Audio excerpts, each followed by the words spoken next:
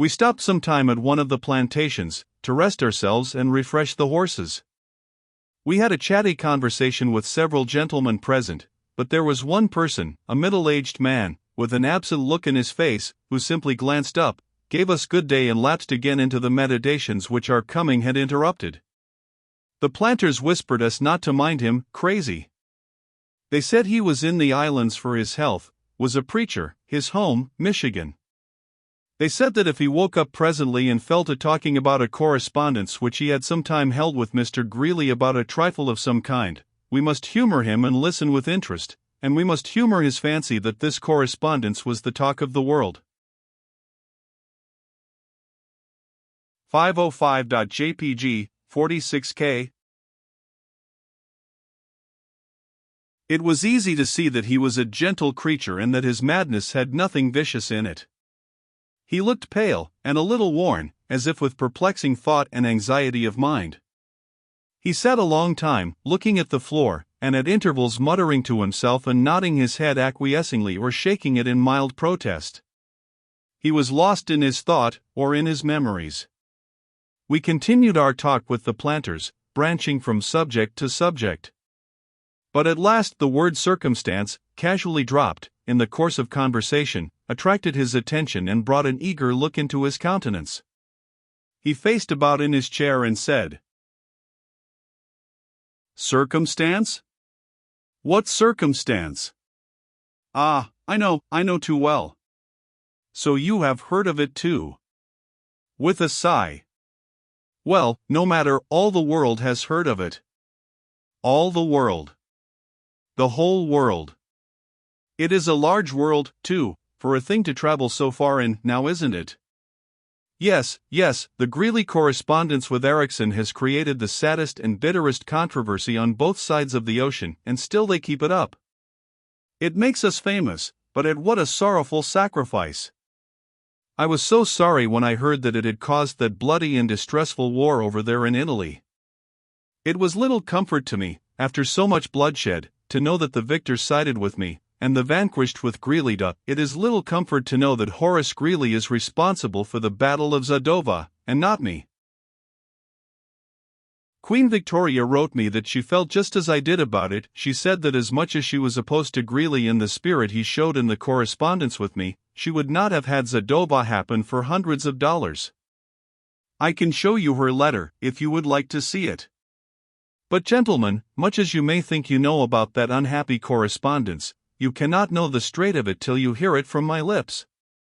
It has always been garbled in the journals, and even in history. Yes, even in history, think of it. Please let me, give you the matter, exactly as it occurred. I truly will not abuse your confidence.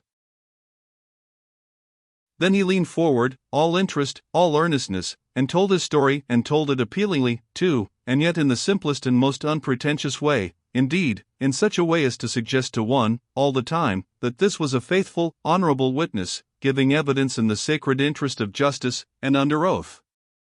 He said, "Mrs. Beasley, Mrs. Jackson Beasley, widow, of the village of Campbellton, Kansas, wrote me about a matter which was near her heart, a matter which many might think trivial, but to her it was a thing of deep concern. I was living in Michigan, then, serving in the ministry. She was, and is, an estimable woman, a woman to whom poverty and hardship have proven incentives to industry, in place of discouragements. Her only treasure was her son William, a youth just verging upon manhood, religious, amiable, and sincerely attached to agriculture. He was the widow's comfort and her pride. And so, moved by her love for him, she wrote me about a matter, as I have said before, which lay near her heart, because it lay near her boys. She desired me to confer with Mr. Greeley about turnips. Turnips were the dream of her child's young ambition. While other youths were frittering away in frivolous amusements the precious years of budding vigor which God had given them for useful preparation, this boy was patiently enriching his mind with information concerning turnips. The sentiment which he felt toward the turnip was akin to adoration. He could not think of the turnip without emotion, he could not speak of it calmly, he could not contemplate it without exultation. He could not eat it without shedding tears. All the poetry in his sensitive nature was in sympathy with the gracious vegetable. With the earliest pipe of dawn he sought his patch, and when the curtaining night drove him from it he shut himself up with his books and garnered statistics till sleep overcame him. On rainy days he sat and talked hours together with his mother about turnips. When company came, he made it his loving duty to put aside everything else and converse with them all the day long of his great joy in the turnip. 507.jpg, 67K. And yet, was this joy rounded and complete? Was there no secret alloy of unhappiness in it? Alas, there was. There was a canker gnawing at his heart. The noblest inspiration of his soul eluded his endeavor, viz., he could not make of the turnip a climbing vine. Months went by, the bloom forsook his cheek, the fire faded out of his eye, sighings and abstraction usurped the place of smiles and cheerful converse. But a watchful eye noted these things, and in time a motherly sympathy unsealed the secret. Hence the letter to me. She pleaded for attention. She said her boy was dying by inches. I was a stranger to Mr. Greeley, but what of that? The matter was urgent. I wrote and begged him to solve the difficult problem if possible and save the student's life. My interest grew, until it partook of the anxiety of the mother. I waited in much suspense. At last the answer came. 509.jpg, 127K. I found that I could not read it readily, the handwriting being unfamiliar and my emotions somewhat wrought up.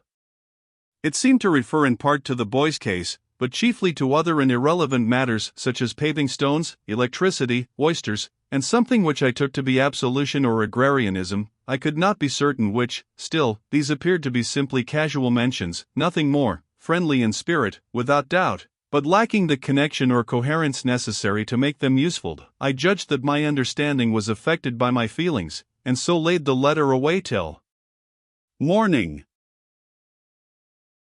In the morning I read it again, but with difficulty and uncertainty still, for I had lost some little rest and my mental vision seemed clouded. The note was more connected, now, but did not meet the emergency it was expected to meet.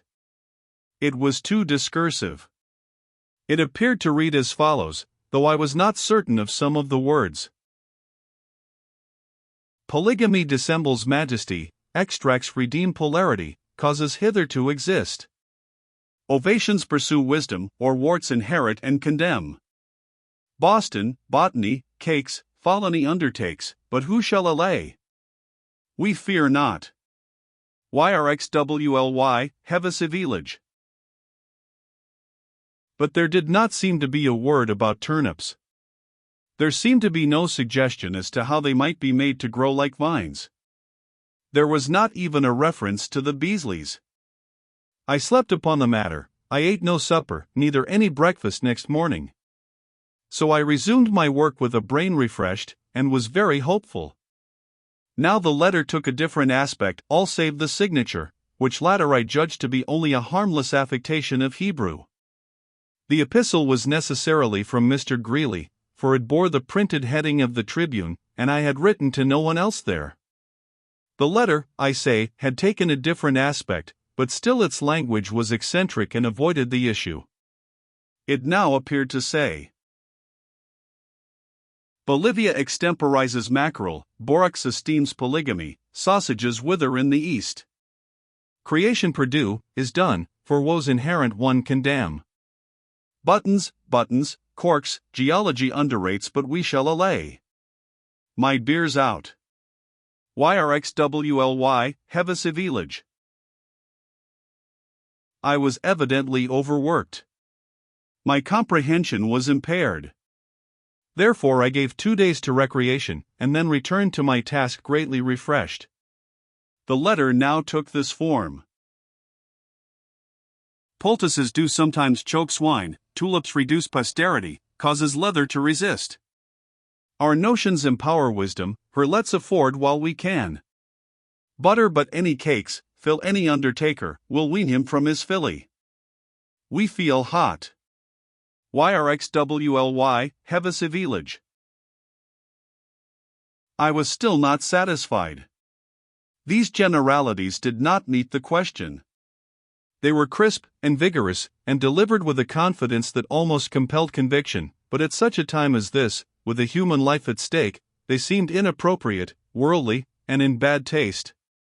At any other time I would have been not only glad, but proud, to receive from a man like Mr. Greeley a letter of this kind, and would have studied it earnestly and tried to improve myself all I could, but now, with that poor boy in his far home languishing for relief, I had no heart for learning. 3 days passed by, and I read the note again. Again its tenor had changed. It now appeared to say, "Potations do sometimes wake wines, turnips restrain passion, causes necessary to state. Infest the poor widow, her lord's effects will be void. But dirt, bathing, etc., etc., followed unfairly, will worm him from his folly, so swear not." YRXWLY, Hevasa village. This was more like it. But I was unable to proceed. I was too much worn. The word turnips brought temporary joy and encouragement, but my strength was so much impaired, and the delay might be so perilous for the boy, that I relinquished the idea of pursuing the translation further, and resolved to do what I ought to have done at first.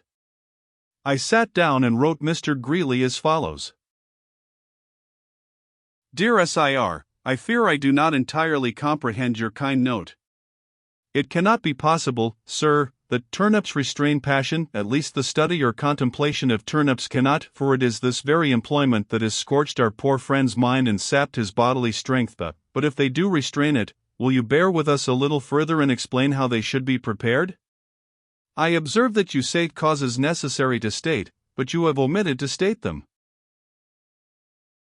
Under a misapprehension, you seem to attribute to me interested motives in this matter, to call it by no harsher term. But I assure you, dear sir, that if I seem to be infesting the widow, it is all seeming, and void of reality. It is from no seeking of mine that I am in this position. She asked me, herself, to write you.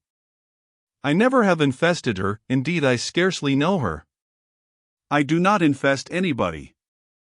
I try to go along, in my humble way, doing as near right as I can, never harming anybody, and never throwing out insinuations. As for her lord and his effects, they are of no interest to me.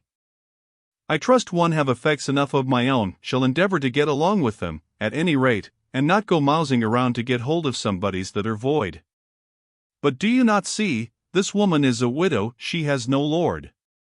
He is dead, or pretended to be, when they buried him. Therefore, no amount of dirt, bathing, etc., etc., howsoever unfairly followed, will be likely to worm him from his folly, if being dead and a ghost is folly. Your closing remark is as unkind as it was uncalled for, and if report says true you might have applied it to yourself, sir, with more point and less impropriety. Very truly yours, Simon Erickson. In the course of a few days, Mr. Greeley did what would have saved a world of trouble, and much mental and bodily suffering and misunderstanding, if he had done it sooner. To wit, he sent an intelligible rescript or translation of his original note, made in a plain hand by his clerk. Then the mystery cleared, and I saw that his heart had been right, all the time. I will recite the note in its clarified form. Translation. Potatoes do sometimes make vines, turnips remain passive, 'cause unnecessary to state. Inform the poor widow her lad's efforts will be vain. But diet, bathing, etc., etc., followed uniformly, will wean him from his folly, so fear not. Yours, Horace Greeley. But alas, it was too late, gentlemen, too late. The criminal delay had done its work, young Beasley was no more.